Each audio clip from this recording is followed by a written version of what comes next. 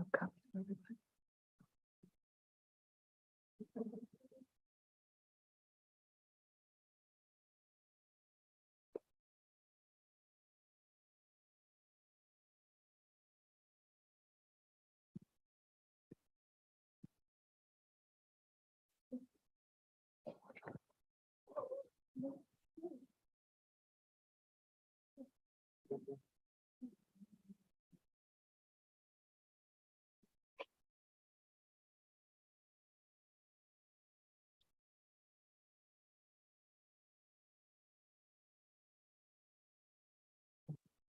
And for now, you can just hold that face down on your lap. Don't have to.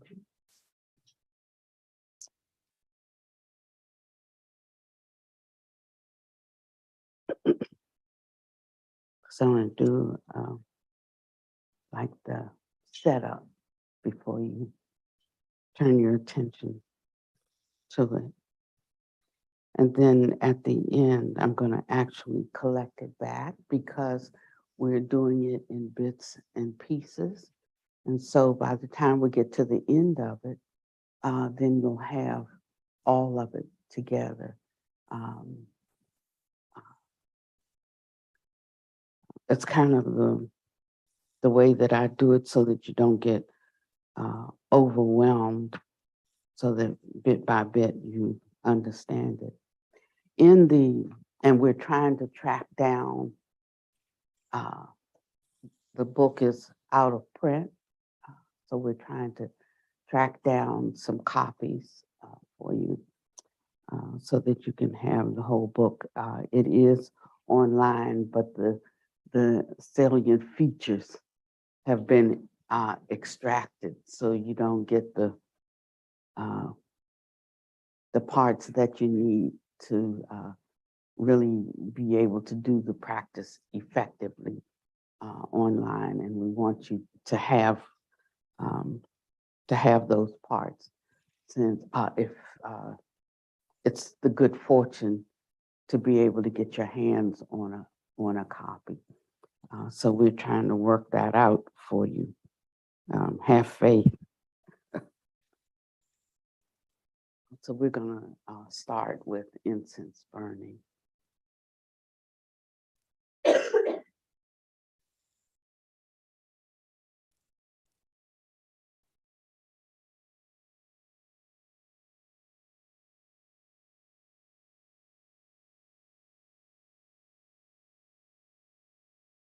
And then could we do opening of the Gata? Incense burning,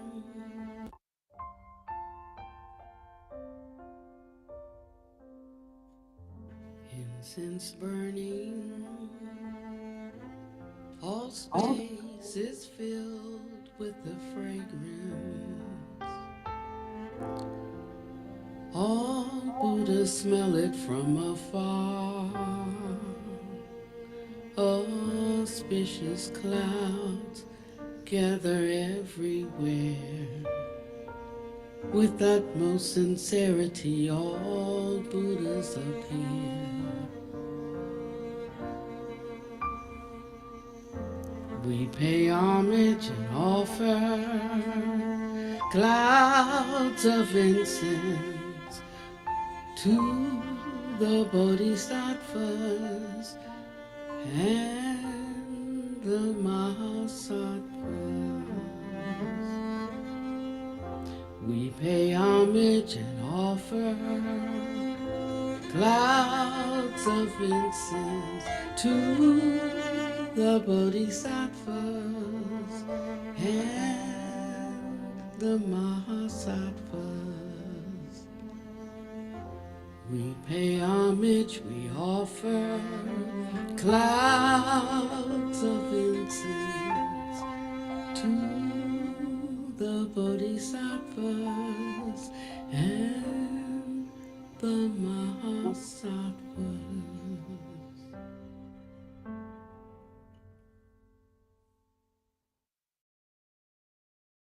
Gata on opening the sutra. An unsurpassed, penetrating, and perfect Dharma is rarely met with even in 100,000 million copies. Having it to see, listen to remember and accept, I vow to taste the truth of the Tathagata's words. I'm sorry, need a different pair of glasses. I had a doctor's appointment today, and I didn't have my new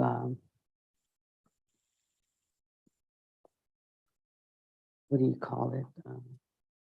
My Dexcom on, so he couldn't verify my sugar level today. And he asked me what I thought it was.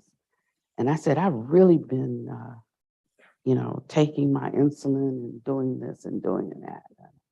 And I said, tell him, Somi, and she said, yeah, she really has. He said, well, what do you think it is? Because it was, it was really high number 12 or something last time. And normal is like 5. And I said, oh, I'm pretty sure it was like 10. It could even be 9. And so his assistant had checked, and he said it was 7.1. That's the lowest it has ever been. He's been my doctor for 14 years. It's the lowest ever. I was like, yeah. I mean, the lowest ever. And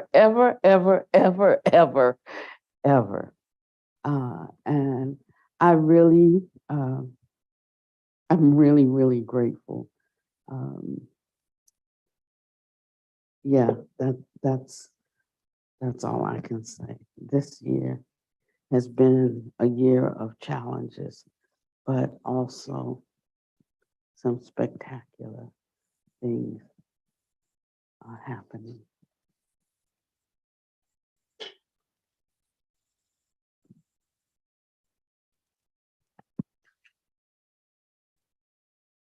Yeah. So it gets all in your eyes. And so I have like 4 or 5 different pairs of glasses that have different strengths. Before I start today, I wanted to share some things. That's why I have so many different papers out here. Because when you do get this book, and please read it from the beginning.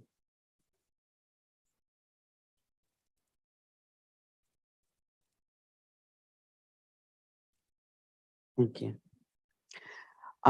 There's an encouragement, or thank you, that there are certain practices that one should do before they undertake this practice.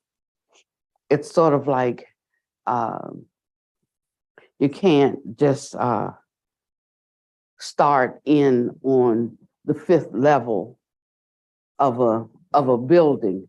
You have to like start in on the ground floor, and you go higher and higher. And spiritual practice is sort of that way as well. And you build yourself up gradually. But the promise that Buddha Master gave is that he will carry you a certain way. And that's where trust in the triple gem comes in. So the great value in having a guide, a spiritual guide, or a teacher is that they can hold you much like a mother holds a child. When you get a certain way, they can hold your hand. They can provide some safety. They can direct. There's a certain amount of guidance that can be offered. At a certain point, if you fall down, they can pick you up. If you're confused, they can give some clarity. Walking beside you, they can know you. if you misunderstand something, because they have been with you for so long, they can know your propensities. There's something I talked to my doctor about today. Now, I got a lot of doctors right about now because I'm undergoing a healing process.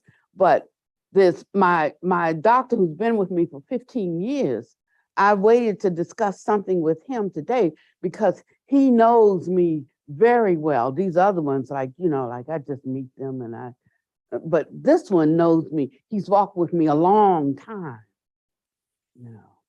Not only do I know how he has a certain kind of care for me, but he knows my history. He knows something about my personality.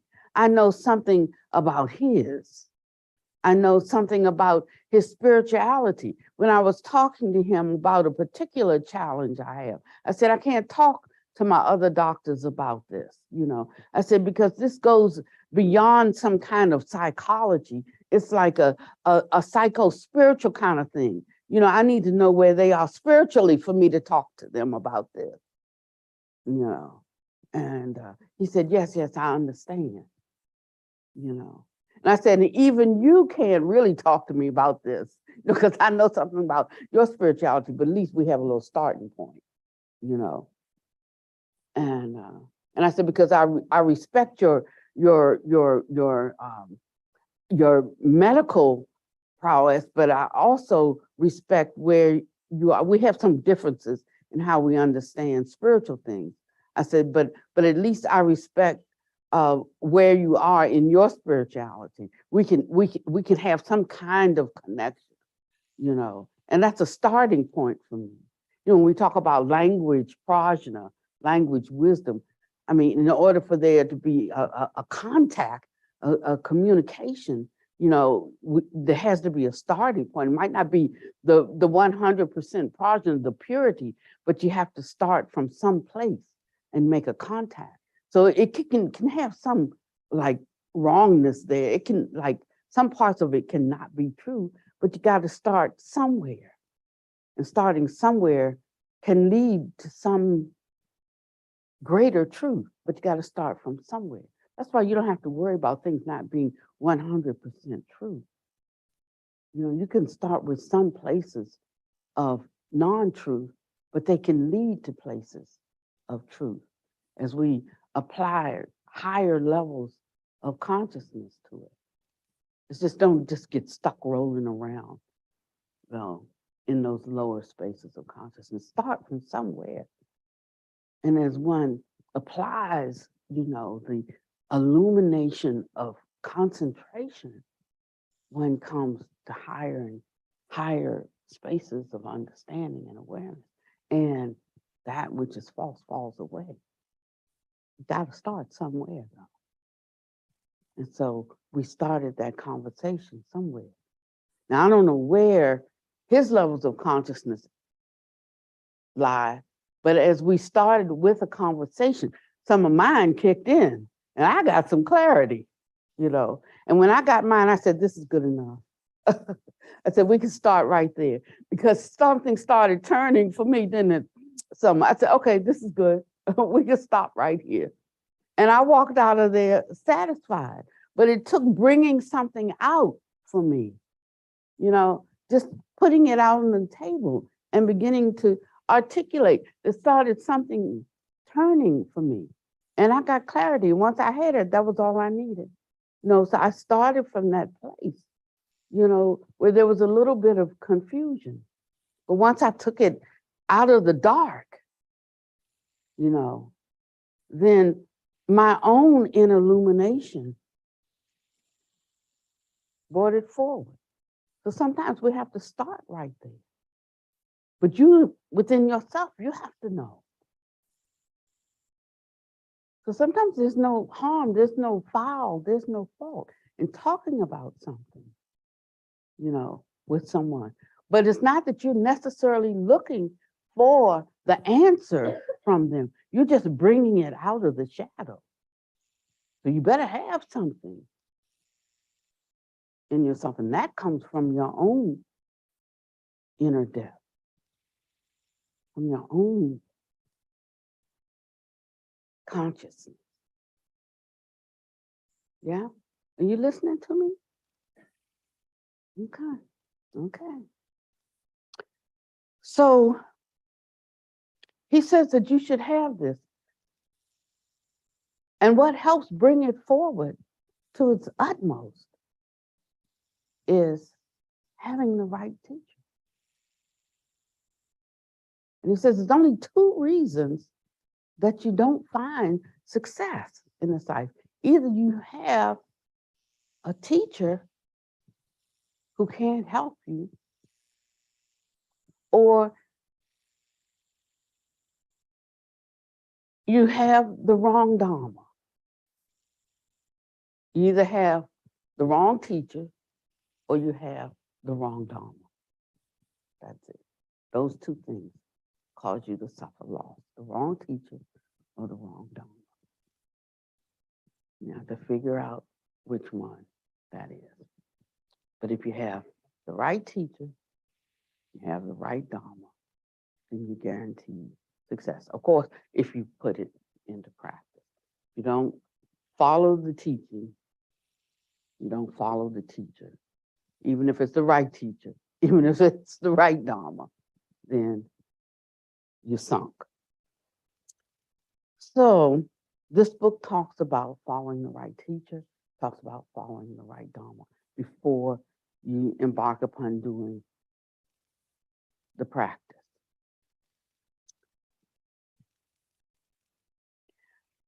The second thing I wanted to share, and I tried to figure out how to do this because it was from our time on the 30-day retreat.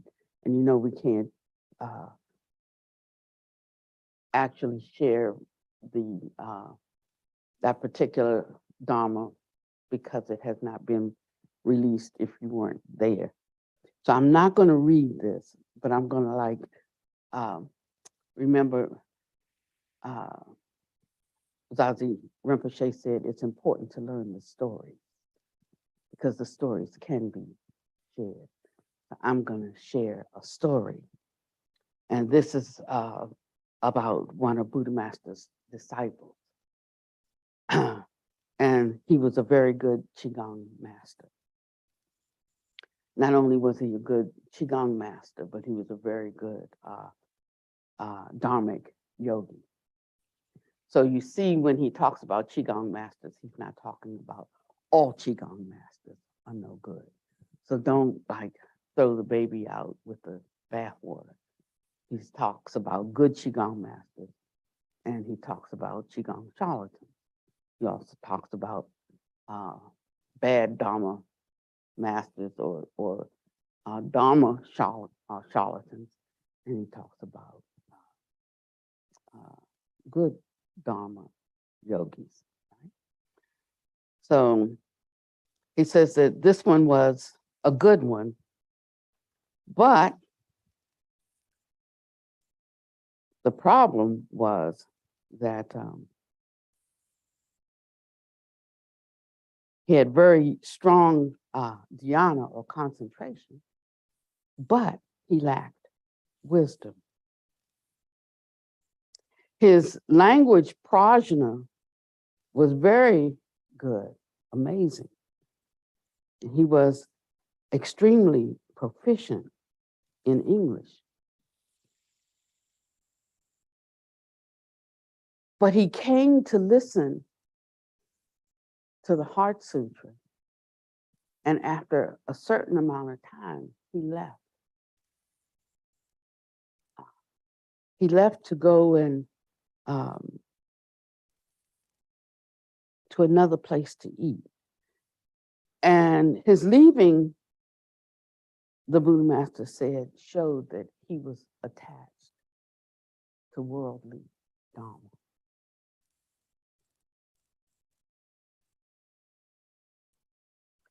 And he said that what this showed was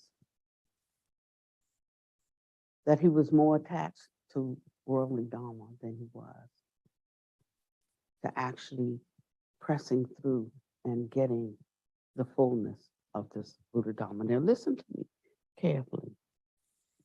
He said, and I told him that when he left, he missed this great opportunity. But not only did he miss this opportunity, this was the fallout of that. He was the one, because of his greatness, that was supposed to translate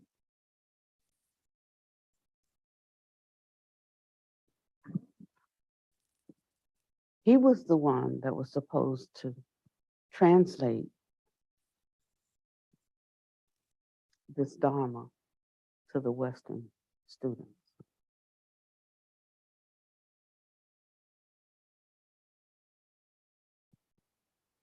But because he was more attached to worldly Dharma,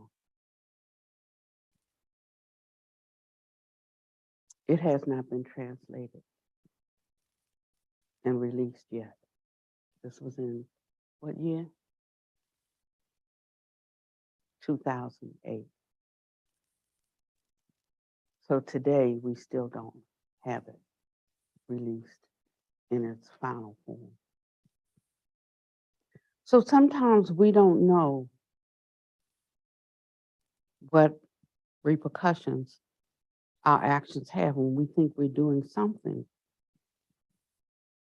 for ourselves that only affects us. It doesn't only affect us. We think we make a decision that affects us. And sometimes we know that it affects us and it affects perhaps the one closest to us or the one that we love, but it not only affects them, it has far-reaching effects. It can affect tens of thousands, even millions of people. How many saw that movie, Benjamin Buttons? And there was a section, I don't remember the whole story. I loved it because I love the guy who acts in it, Brad Pitt. Yeah, anything he made, I went to see. But I love, there was one part in the movie when his girlfriend got hit and messed up her ballerina career. But it did this like backflash. And it showed the causes and conditions and how it arrived at the moment that she got hit. And it went back like, I don't know, 10 or 12 events that started with a woman failing to put her milk bottle in there, and the guy who stopped to get the milk bottles had to wait a minute for her to give him the milk bottle. That delayed him, I don't know, 5 seconds. That caused him to be late doing something else. That caused, it created a chain reaction all the way up to the door swinging on a truck, a person looking up and seeing the door swinging on the truck that caused him to drop his cigarette in his lap, that caused him to slam on his brake, that caused, and until somebody hit her with the car. But when the car hit her, broke her leg or her ankle or whatever, that ended her career, that was the primary cause. But when you tracked it back, it had to do with somebody that caused him, to have that delayed reaction, that caused something before that, that caused something before that, that caused somebody to do something before that, before that, before that, before that, before that. And it could have gone back even before, longer before that. And so it showed that there is no reason, that we cannot apply blame to anybody for anything, because we only see the last thing that caused something. But it can go, it's infinite in how you can track back. You can't even track back to the first cause of something.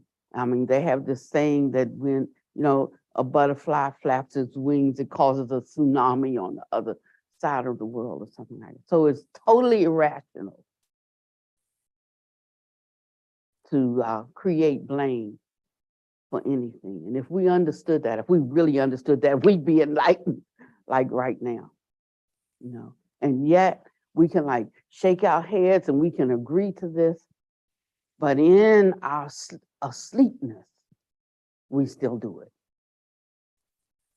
But I'd like to give us a challenge today. Like if we could go one day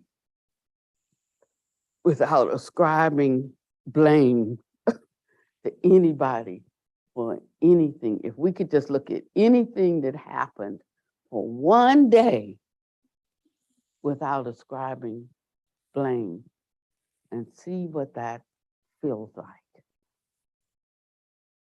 If we could just find a newness of life, the marvelous existence of one day. And, you know, and just see how often our mind turns to a reason for things. And see the nonsensicalness of it. I think it would really change our reality. I'm going to take up that challenge because I think something would shift. Buddha Master always says we can look around this room, you know, and point out all the things that we see and know in this room. But there are 1,000 things in this room that we don't know. We can only point out what we see and what we know. But there are 1,000 things in this room that we don't see and that we don't know. But if we discounted what we do see and what we do know, what could open up for us? It's time for us to be open to the unknown. And I believe that's where we're headed, if that's where we want to go. We have to want to go there, because we're in a sea of it all the time, but we have to want to go. So that was on my mind today, that story about how one decision we make, who knows how we alter the future of millions of people. I'm gonna find this man myself. Yeah, I want to find this man myself, because he was the one who was supposed to do this translation. And I'm still waiting for it. Well, we've had a preliminary, but then I can't even feel bad about that, because I've been back, what's the day, the 20th? I've been back for 15 days. And it was so intense during those 30 days in, you know, because we were like trying to cram in and read the whole thing and get it down. And it was so intense that I'm still recovering from that, that I haven't opened my notes yet. You know, I'm still recovering. I haven't even opened my notes to start going back to it, because I'm thinking I still need to rest. No time to rest. I need to be working on it. You know, so I can't blame him. I could be studying my notes right now, right? But we're always looking for an excuse of what somebody else didn't do, that we can't be doing what we need to be doing. Yeah. But this is our way of looking outward instead of looking inward. So when I'm speaking, I'm not speaking to you, I'm just speaking out loud. Speaking always to myself. Mm-hmm. So this wisdom that we are looking for, This wisdom's already resident within. And I say within as if, we have to cut ourselves open. We won't find it inside. I'm just speaking in a relative sense, to say you don't have to go outside looking for it, but one has to turn inward to find it because that's the only place that it is. It's something sort of akin to out of one's belly flows rivers of living water. And according to one's heart desire, this rises up so that the thing that you're searching for, you come to know it's already resident in you. So all of these external things we have are just simply implements to help that fount that's in you begin to arise and emerge. So in a sense, there is no external teacher. These are just like a mirror images to help you to see yourself. And that's why you can have a joy in them, because they're none other than oneself. Who is Kuan Yin? None other than yourself. Who is Buddha Master? None other than yourself. Who are you? None other than myself. So I have no need of any fear of you. Whether you seem to be, an antagonist or not. None other than myself. So you have to have a kind of wisdom as your guiding compass as you begin cultivation. And you have to have cultivation to begin any path. You can't, I love this idea of creativity, but creativity without any kind of guiding principle just becomes wow, it's like a fire, like a flash. It sets everything ablaze, but a well cultivated fire will burn away what needs to be burned away. And what's left can be beautiful and useful. And so there is some disciplines about, it's like, it becomes a constraining thing. We speak of the love of God. The love of God constrains us. It's not restraining, but it constrains. It holds us in a certain way.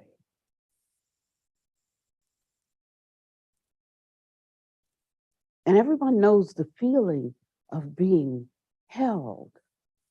There is a kind of safety in that.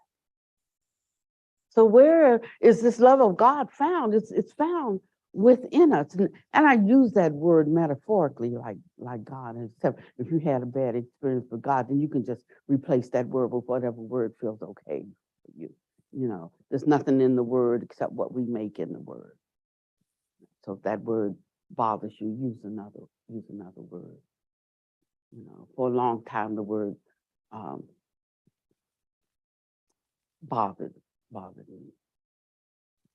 So just use another word of that bother. In Buddhism, we don't actually even use that word.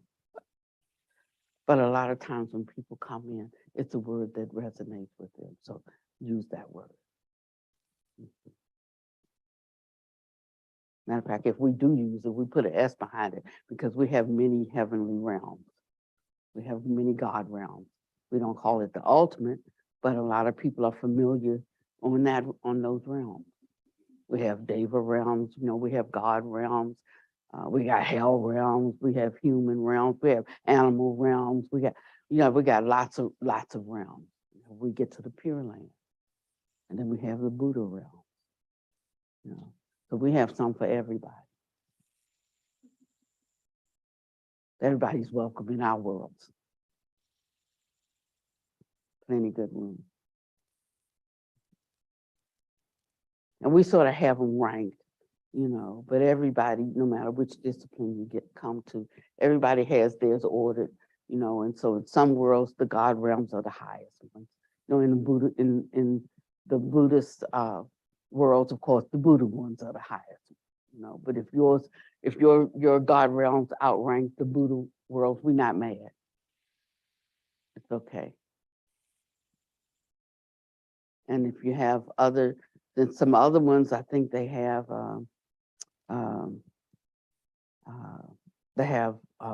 asuras and some of those who are in those kinds of practices, like those are the ones that are the highest ones. That's okay, because a lot of the practices go far. It's just in our experience, they just didn't go far enough. But you can go far, and then when you come to the end of them, then maybe you search for something else. I went far in a lot of those practices. And then when I had more questions, I looked for something that took me further. There's a lot of wisdom in a lot of different traditions. So I'm not knocking any of them. And you can't answer a question that has not been asked. So it wasn't until I asked the question that an answer came to me to look over there.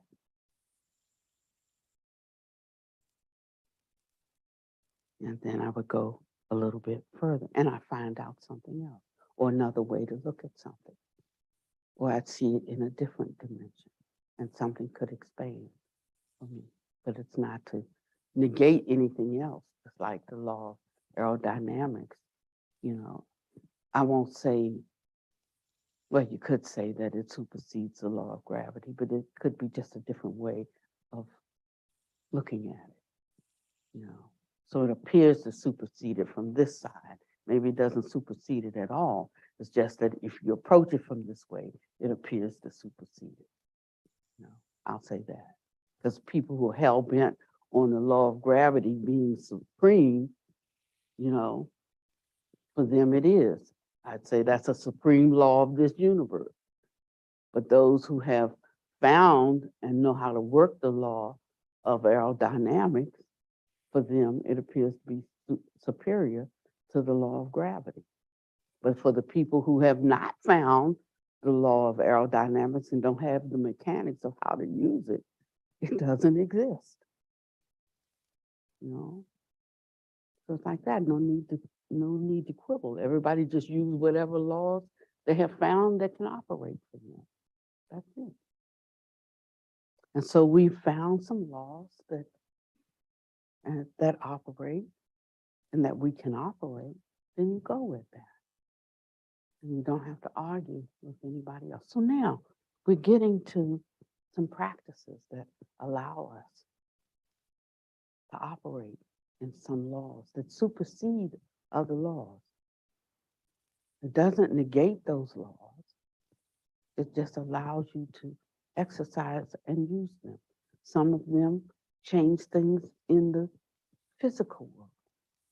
Some of them maybe don't change things in the physical world, but it changes how you relate to things that are happening in the physical world. That means that something can be happening in the physical world, but it doesn't affect you the way it affects other people. I mean, there's this saying that when a person of a certain mind jumps into on a mountain of swords, it doesn't cut them. And it simply means that you can go through things, trials that would literally kill somebody else. They can handle it like it's nothing. And that person can know when they're in difficulty, when the cares of this life start to get them down. They know when they're in difficulty because it starts to affect them in a certain way. But they can go through things. They can deal with things, and it doesn't bother them. If it starts to bother them, they know that they're in difficulty. Some people say, well, how can you go through these kinds of things? You know, because they have a certain way of relating to phenomena that it doesn't bother them. And I don't mean that they're a sociopath or a psychopath either, but I mean that they can be with things in this world because they understand the illusory nature of things, you know, because they have something built up inside that allows them to handle the vicissitudes of life. They see it in a different way. And that's why sometimes those people cannot deal with or engage in a conversation with people who are of an ordinary mind, because people of an ordinary mind cannot relate to how they see the world. They have nothing for them. They, you know, they don't function in the same mentality, on the same plane, in the same vibration. They get, you know, and so they don't have anything to offer them. Sometimes they think something's wrong with them. And I don't mean because they talk in weird language. I just mean because they have a kind of a joy or a kind of ability to be with difficulties in the world. Now, to me, that's priceless. Wouldn't you like to be that way, that you can just be with things? I was talking with Audrigon the other day, and he was like talking about, you know, like all these difficulties, and he's just talking, and he's just laughing and says, yeah, and I got this little infection, like, and it almost killed me. Yuck, yuck, yuck, yuck, yuck. You know, but, you know, and he was serious too. You know, he said, but thank goodness it didn't, and I've got a chance to go get it taken care of tomorrow. You know, yeah. You know, and I get that.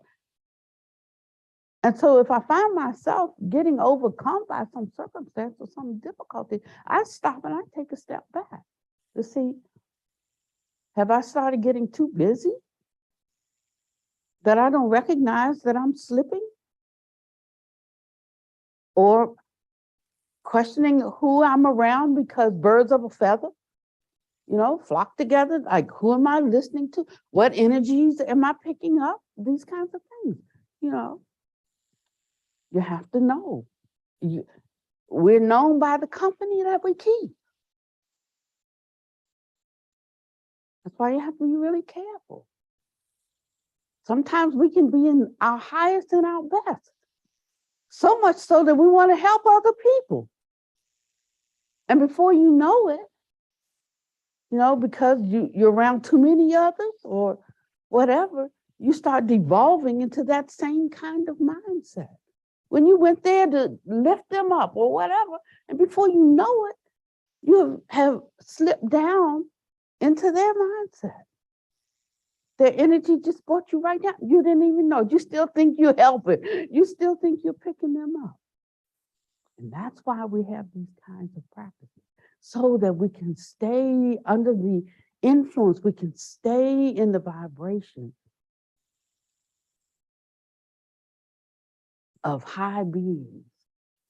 They can keep us attuned so that we can continue to be a help. This is the highest and the best help that we can be. But if we don't keep our instrument tuned, then what good will we be? We want to be of the best help we can be. But we have to keep, I bought an instrument from, I'm not gonna name the store, but I need to put super glue on those, what do you call them? The things where you tune the guitar.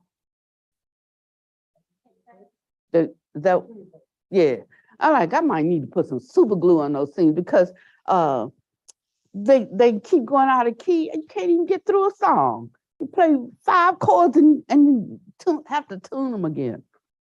So it's something like that. So part of this practice is about that, to keep retuning your what? Tune pegs, to keep retuning so that you stay finely tuned. That's part of what this practice is. You're not doing anything. Nobody needs your praise. No beings need your praise, none of that. It's about staying finely tuned yourself so that you're always available, that you can always offer, the sweetest perfume when one comes into a room. That you can offer the highest vibration, lifting the field so that when one comes into your presence, you can, without a word, without a thought, be that inspiration that absolutely lifts and succors, that gives comfort, that gives clarity and perfect peace. So that means that there are things that we have to continually be doing so that that space can be cleared. We don't have to have tuning forks. We don't have to be burning sage. I mean, it's okay if you do, We don't have to be doing all of these things. We ourselves can become the instrument as we keep our consciousness clear.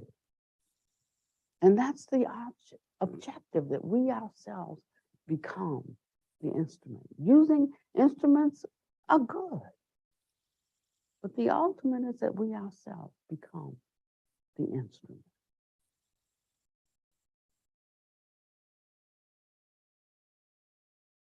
And I can feel us getting stiller and stiller even right now.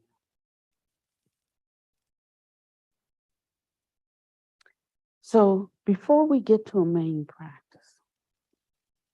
thinking about what I just said, getting in, as we start to get stiller and stiller, recognizing that every single thing we do affects, just forget about millions of people, affects 10,000 people, every single decision that we make. Can you imagine how serious every decision we make is?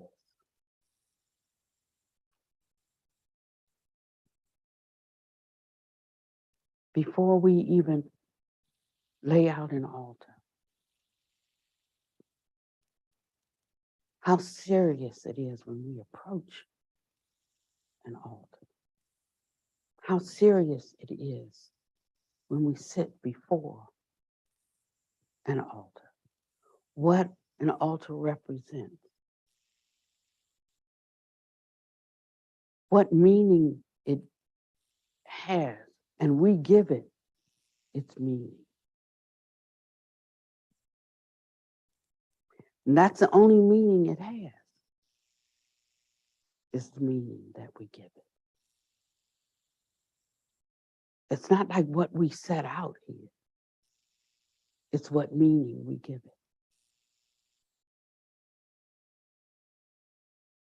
And here we've laid it out like an altar of 8 special bowls. You don't have to always set it up this way. This is just one way. I have 3 bowls. Could I have 1 bowl? But I just set it up in a sort of traditional way of 8 bowls. And this is just the outward physical way to just sort of give you an idea. But setting up the altar on your heart is going to be something different. There's something that you do before you even set up your outer altar. We call that sort of a outline of accomplishment.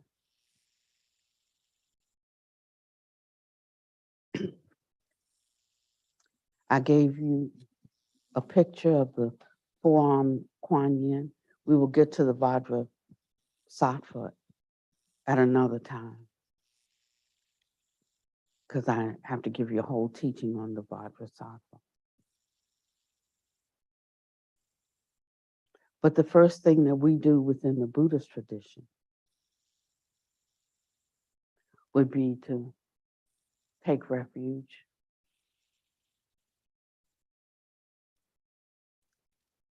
in the teacher and the triple gem and the Buddha, Dharma, and the Sangha. And we talk about the difference between true practice and false practice. False practice is not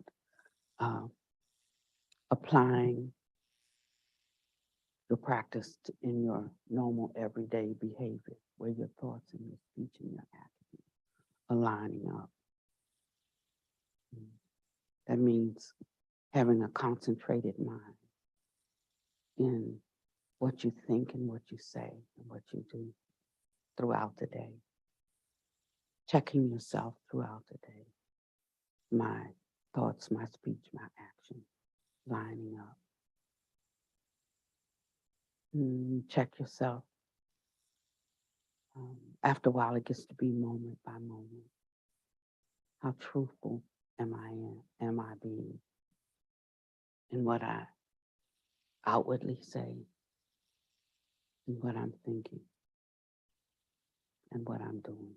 And when you find yourself in discordance, how quick am I to rectify that? Am I trying to appear one way when I'm really another? Am I saying something outwardly, but I'm really thinking something different inwardly? Am I trying to appear one way when I'm really not genuine inside? When my own heart is condemning me, but I'm really trying to have an outer show of being something else. Even if I haven't really thought it all out or made it genuine inside, can I actually acknowledge that? Even if I have to backtrack later on and fix it, just learning how to be transparent. I was going to do something yesterday, but sometimes I have a conniving mind. I used to come from the business world, and I would learn how to walk in that gray area. Sometimes it rises up in me,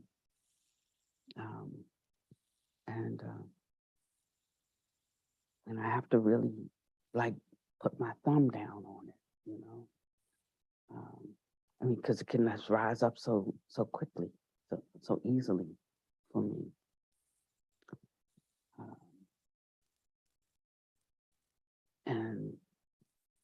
And I'll immediately just tell it out, because that's the way I keep a handle on it. Is I just talk about it. I just tell it. And then I'll say, oh, that's so naive though. I mean, that's just for people who don't know how business is done, but that's what I have to do, because otherwise I will do things the way I think smart business people will do something, and I can't do things that way. So sometimes it even means suffering loss. And I have to know that sometimes suffering loss is gain for me.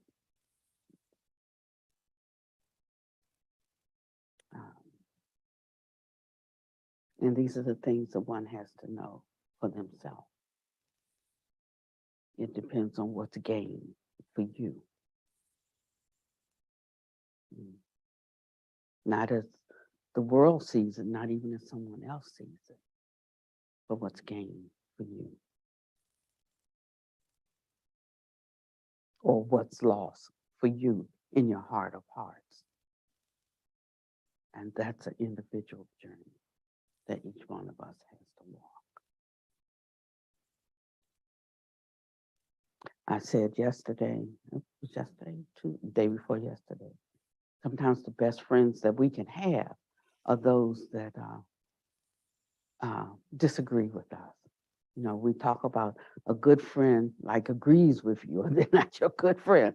But some of the best friends you can have are the ones that take the opposing view with you, because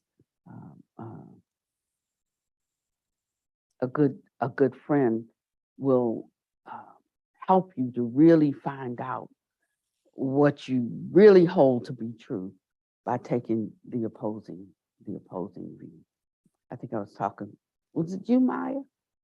Yeah, talking about taking the opposing view, because it helps you to really expand your understanding and really know where you draw the line on what your own view is. Yeah. And me and Maya have a lot of opposing views. You know. I say thank you for that, Maya. And then, of course, a lot of times the opposing view is not really your opposing view. It's just in relation to your most closely held view, you know, and it is an opposing view, but it's also a view that you could accommodate. It's just that by the time you get to that one, because you agree with that one too, but mostly you agree with this one, you know, so you can't really acknowledge that you hold that view as well, because you mostly agree with this one. So to acknowledge that you also agree with that one is a little too far-fetched from the one you mostly hold to, you know, so you just keep holding to the one that you mostly hold to. You don't want to say, yeah, and I agree with that too. And so that's where we like cling so tightly to the one we mostly agree to, that we don't want to acknowledge that we also kind of agree with that one too. And so we tenaciously cling to our first view, and we have difficulty finding that middle way, because it sounds like now we agree with you. Mm-hmm. And so we check ourselves in this way, and we find that we are able to be with most people most of the time. We can find some place that we don't have to cling so tenaciously to our own view. Then the second thing that we do is that we contemplate impermanence, that everything changes. And if we resist change, then we're going to have great difficulty. Matter of fact, that's our greatest difficulty. And so are we ready at any moment to accommodate change?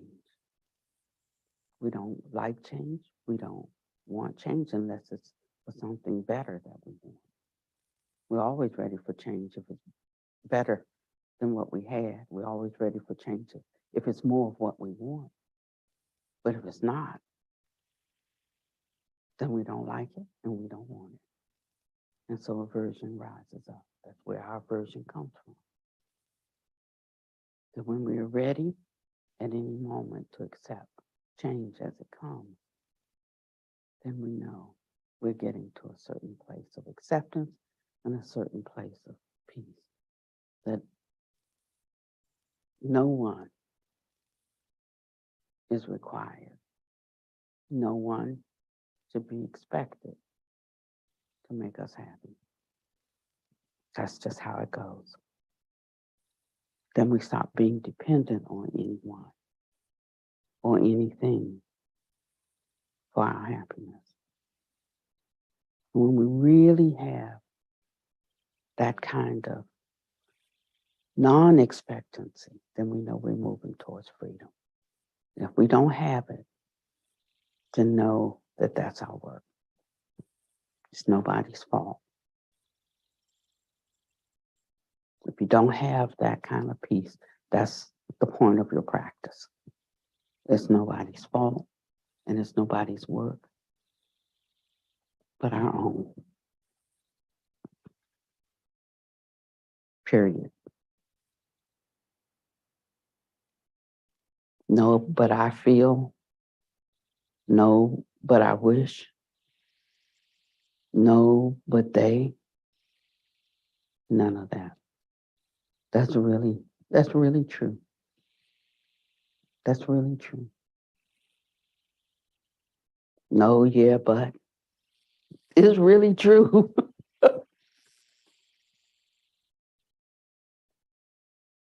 Isn't it? Let me just take an exhale on that.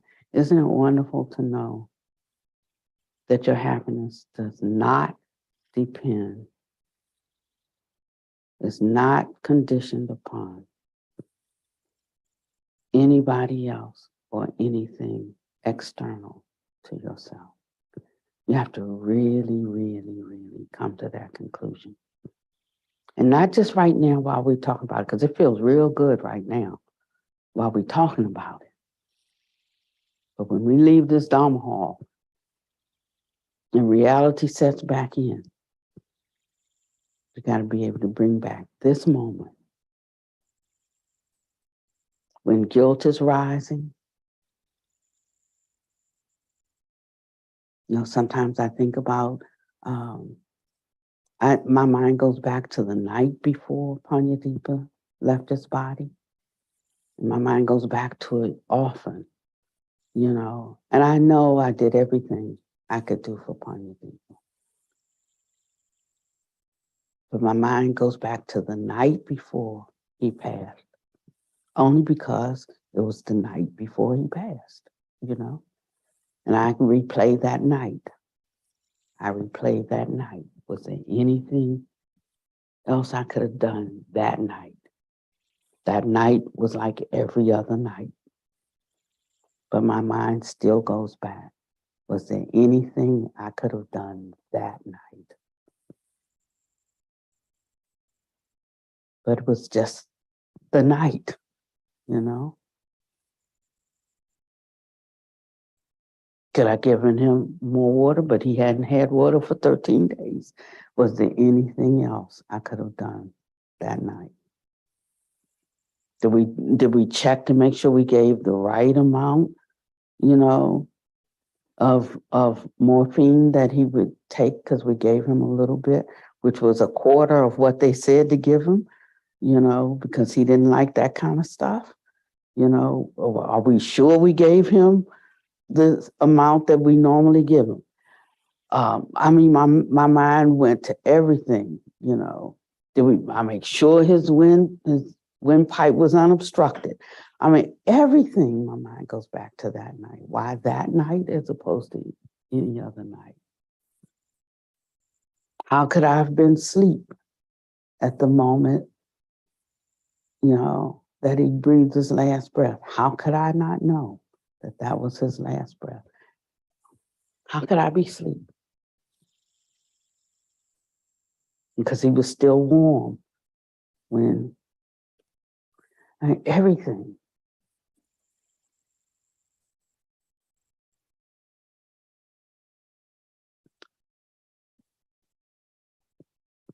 But these are the things that we have to work our way through. So whatever it is for you,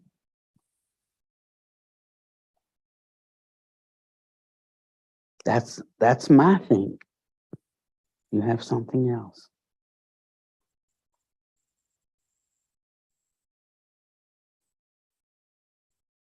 Until you get to a place of no blame, no shame,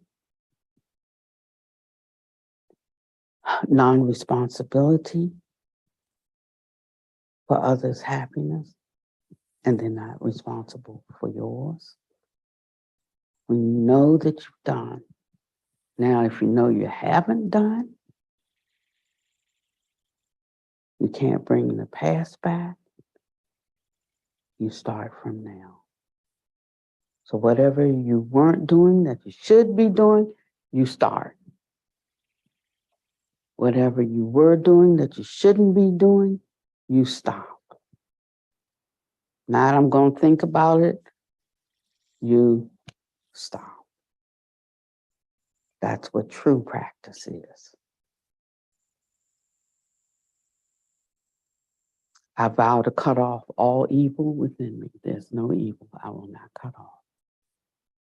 That's a vow one makes to oneself. I vow to practice all good. There will be no goodness that I will not practice. With respect to living beings, I vow to save all living beings. There will be no living beings I will not save. It's an aspiration that one makes. All living beings. I love what Deepa would say, love everybody, everywhere, all the time. Not when they're good, but all the time.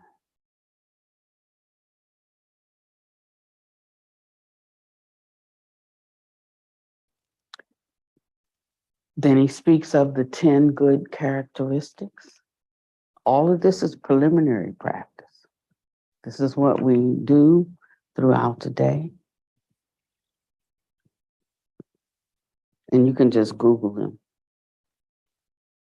I'll just quickly say, we give up killing. I was talking with Sarah yesterday. Sarah said, oh, that's a tough precept for me because I was raised hunting. She said, when I was reading through them, I was like, ooh, I like hunting. I said, I know, Sarah, I liked fishing. I like just the thrill of the hook. You know, I said, when I took these, it was difficult for me. And when I gave it up, I used to go to Dave and Buster's so I could get on the artificial fish machine, you know, and I would like just catch them and you know, because it was something, but I mean, it was just like catching them for real. And I would like hook and, oh, I can still, even right now, I could do it and I can feel it when I do it. I can, you know. And one day, Panyadeepa said to me, he said, you know, Panwati, you might as well go out and catch live fish because it does the same thing for you. You know, it's, you know, it does the same thing. You get the same thrill in the fishing machine. I said, oh, that's true. I really do. And Sarah said, yeah, I can get it. I feel you with that because I'm just thinking now about there's something about me when I pull that trigger. She said, I actually salivate when I've got it in my crosshairs. I said, we both need to repent. She said, yeah, we do. So even now, it's been 30 years since I've been fishing. That's how close the grasping can be. 30 years since I've been fishing. And even if I turn my mind to it, it's still there.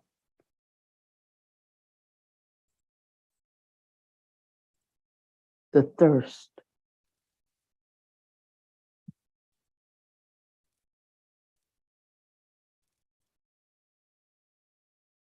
So I can't go anywhere near.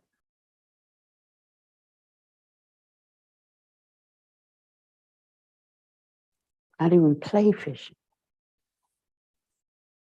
How much more some other things. But that's my thing. That's a karmic thing in me, you see. One does not steal, rather one performs charity. I must have been a thief from way back in Robin Hood's day or something, because I'm very charitable.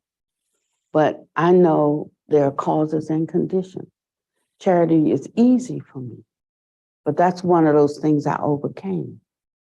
I know because the charitableness is so in me that I know it's because I've overcome something, not because I'm just magnanimously charitable, but because I have overcome something, that charitableness is there.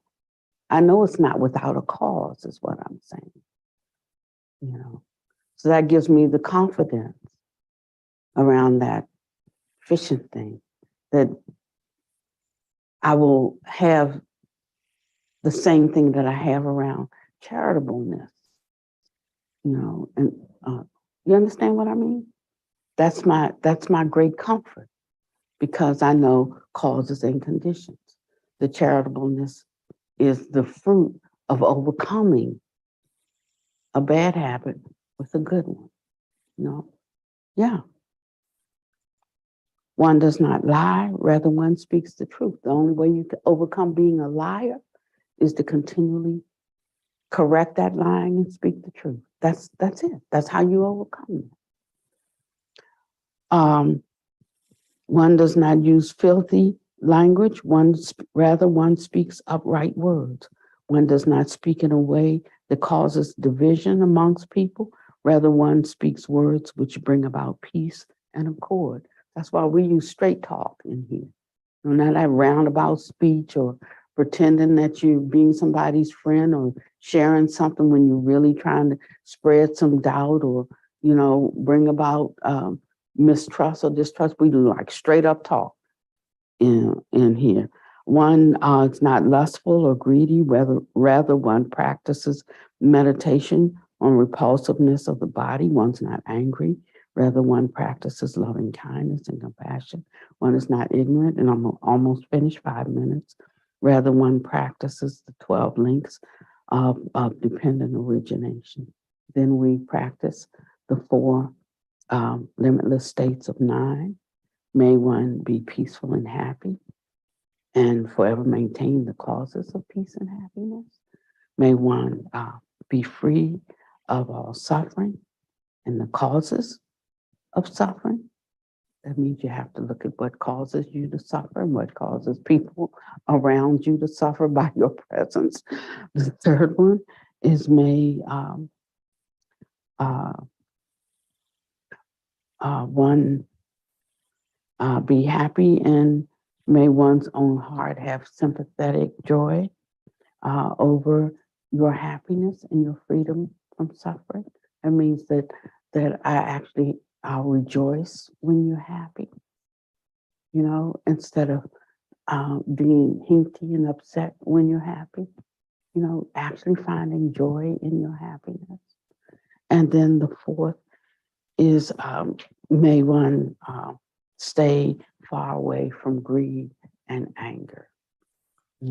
May we abide, just in boundless generosity. Mm-hmm. And so these are the things that we should do. And when we're doing these things, now we're ready to be around at our altar.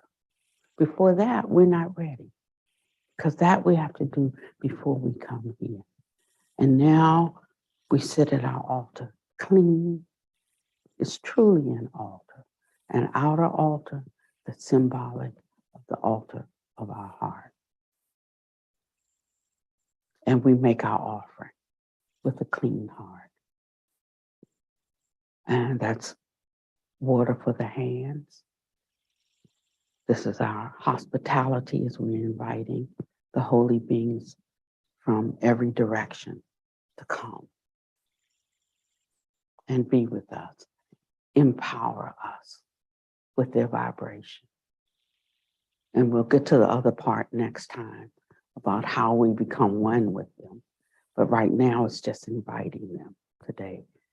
Water for the hands, water for the feet.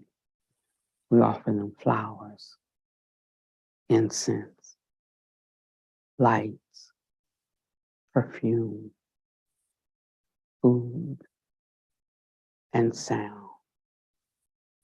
Water for the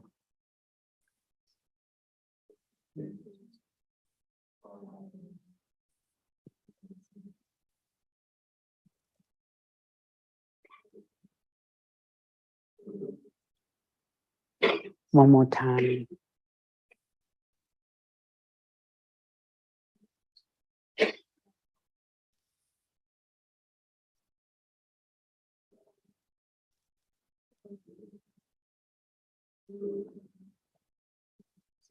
Okay, if you pull out your sheet,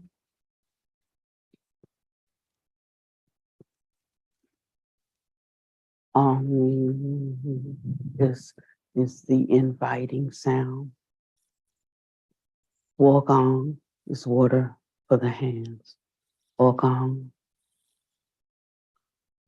badong, bube, dube, walage, gende, lewade, shabda, and then we end it with zadi za home soha. Again, on, wadgong, badong, bube, dube, walage, gende, lewade, shabda, zadi za home soha. So I'm going to give you the mudra.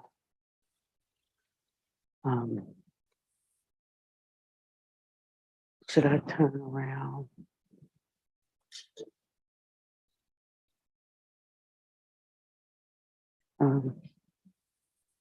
Maybe somebody can stand right there on that way so that they can kind of see. Could you kind of turn side, stand that way so that they can see it, like stand right there, but back so that they can back. Just left over, I mean. Yeah, left over just a right. little so that you're sort of beside them. Hold on. So, Rube, Rube, Orlage, Dende, Awayde, Chapa, Step back a little bit further. and Zalida. Mm-hmm.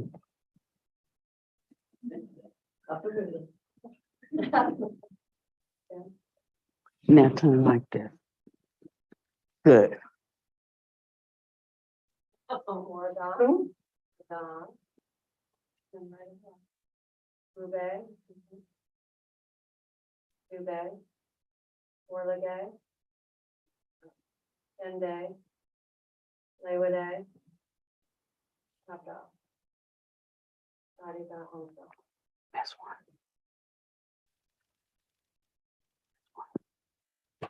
And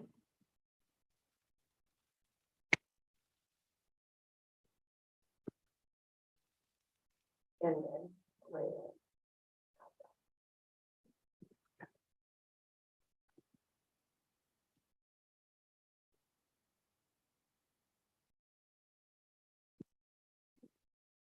People do sound, there's been two different ones for sound. This is the conch shell kind of thing, and then this is kind of. Okay. Hold on. Okay. Okay.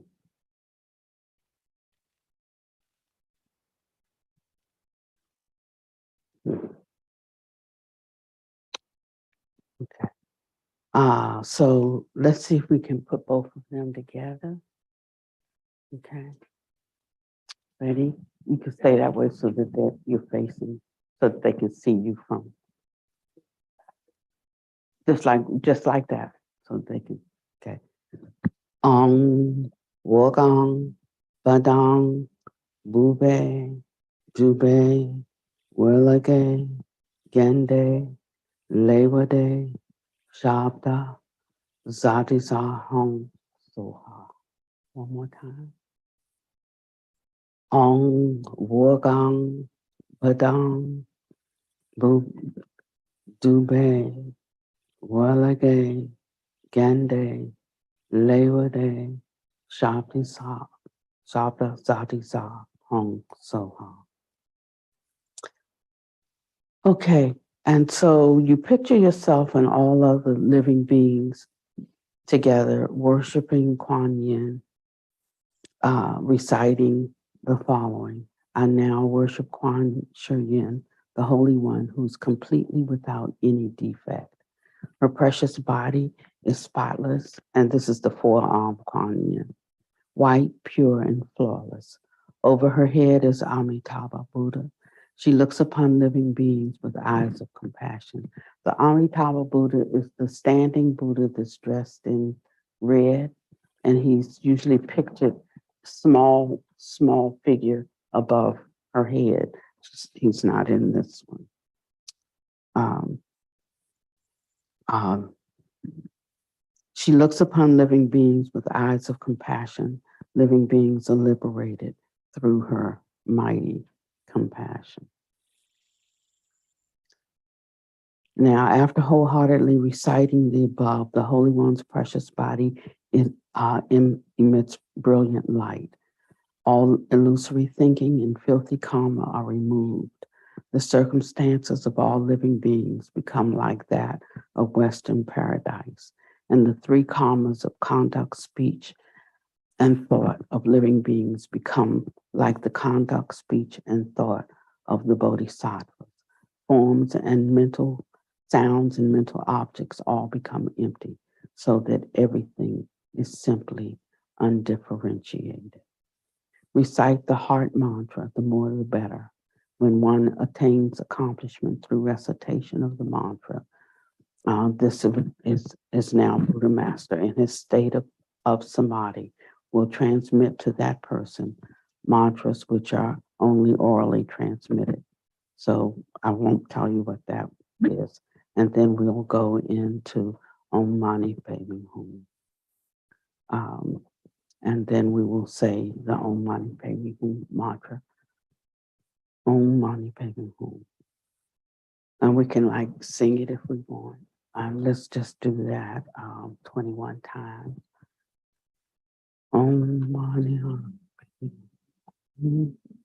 Mani Padme. Om Mani Padme. Om Mani Padme. Om Mani. Om Mani Padme. Om Mani Padme. Om Mani Padme. Om Mani Padme. Om Mani Padme. Om Mani Padme.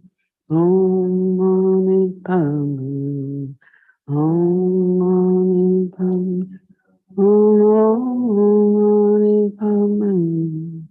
Om Mani Padme. Om Mani Padme. Om Mani Padme. Om Mani Padme. Om Mani Padme. Om Mani Padme. Om Mani Padme. Om Mani Padme. Om Padme. Om Mani Padme. Om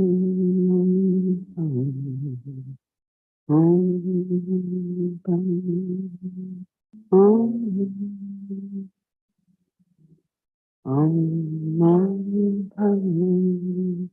Om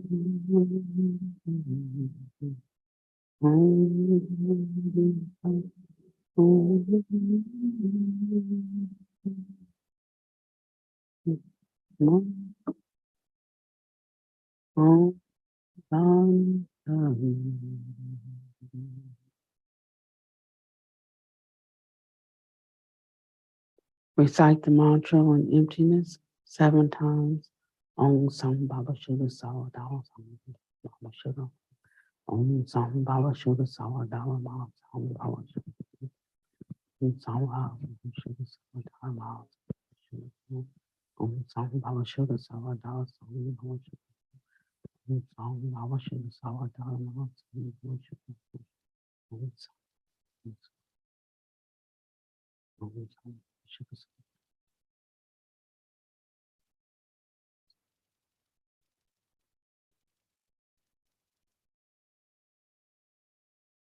and now look within to see that when performing charity, there's no giver,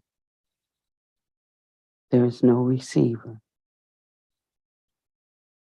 and there is no gift.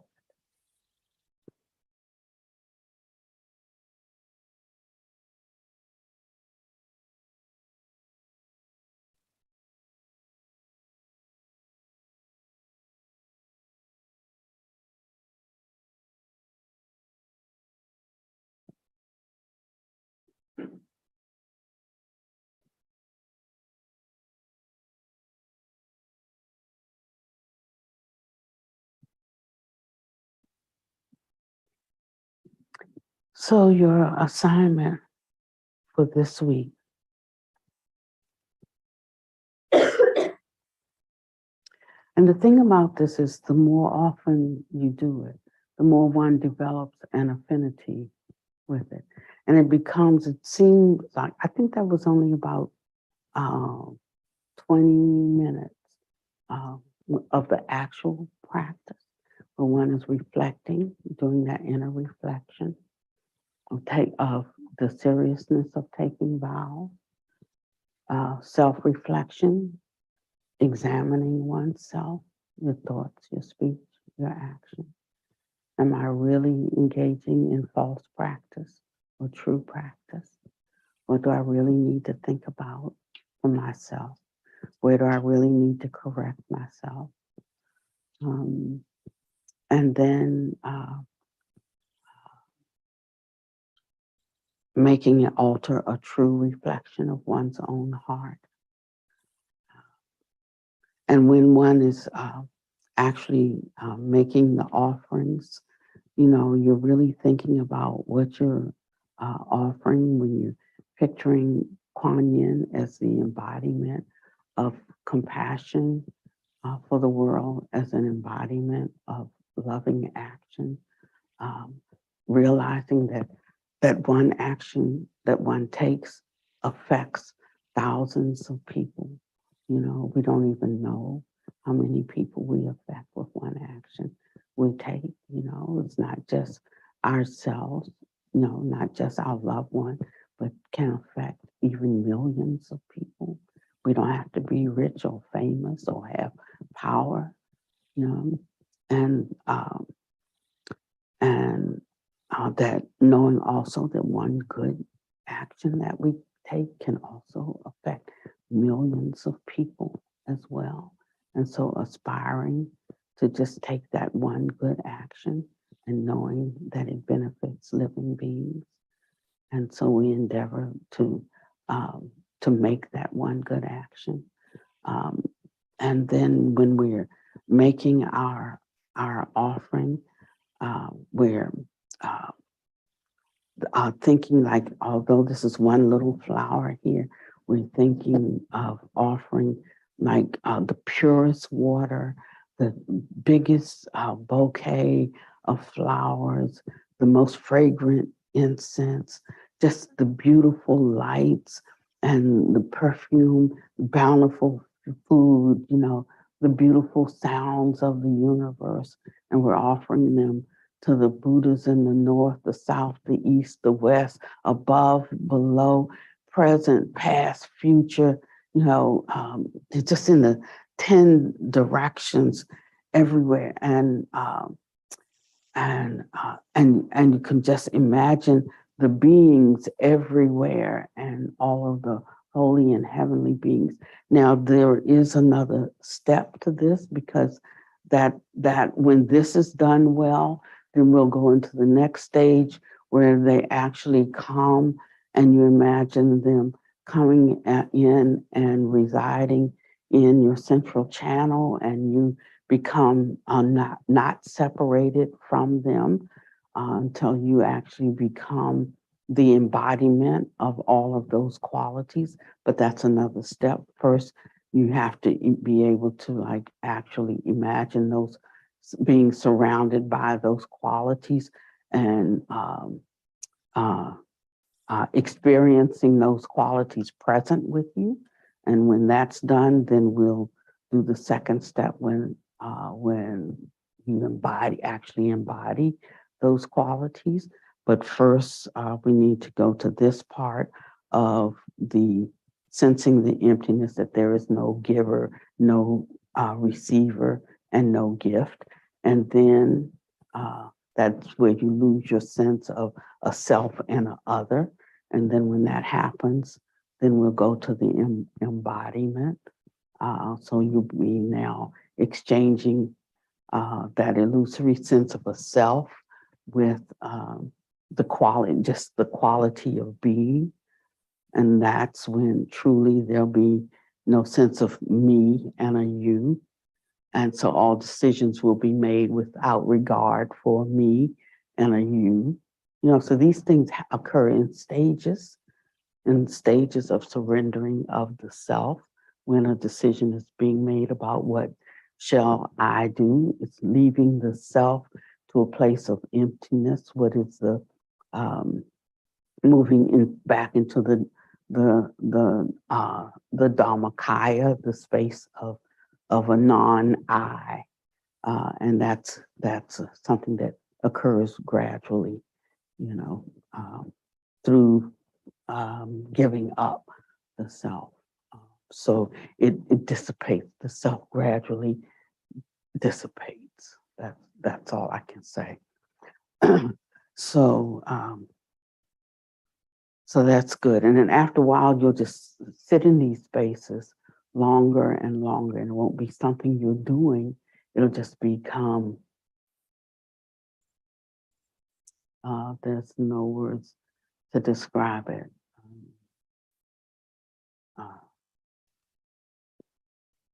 Mm, mm, no words, but you'll be able to just be in it. And it's a very elevated, lifted up kind of space.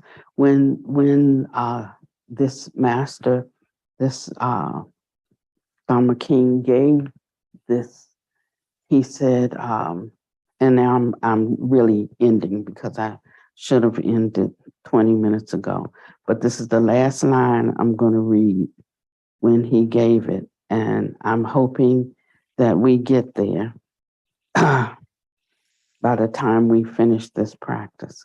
He said, and after he gave this Dharma, if I don't find it quickly, I'll tell you. He said, and after hearing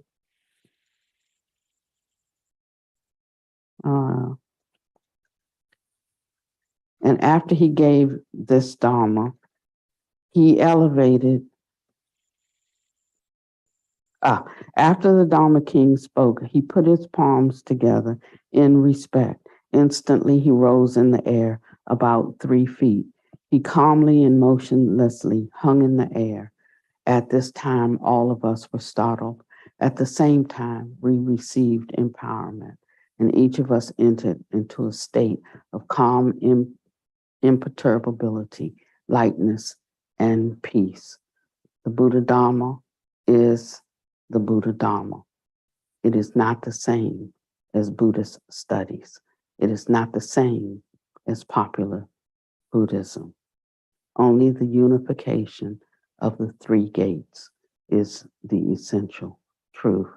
And after about 2 hours, we all came out of our state of concentration.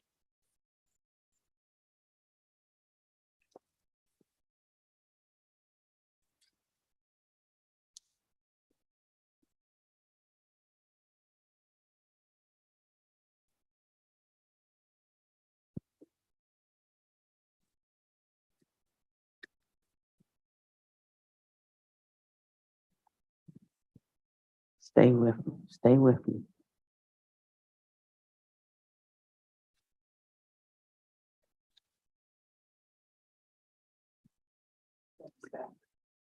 Mhm.